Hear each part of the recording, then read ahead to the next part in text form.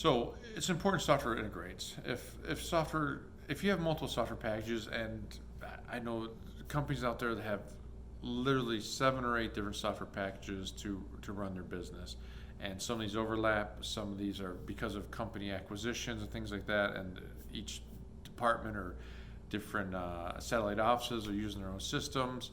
This does happen. Obviously, the dream scenario is get everyone the same system and running like a well-oiled machine, but sometimes that's not possible right out of the gate. So you have to have, you take baby steps, get things going, getting everyone going in that direction is obviously the goal. But if you can't do it all overnight, that's very probable. But with that said, there's no reason why you can't quickly get those data systems to talk to each other, or have a centralized data system that pulls data from each of those different systems to have one central place of data.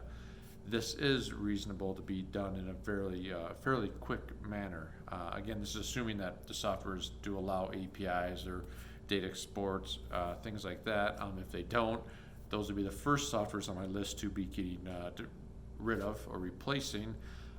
Any good software package now can be integrated with and shares its data with other systems. But with that said, in the short term, if you do have multiple systems out there, you do need reports, and you need reports you can trust. I highly recommend that you go with a centralized system that can pull the data in, manipulate the data in the way that's supposed to be, and consistently and accurately, and provide the reports that you need.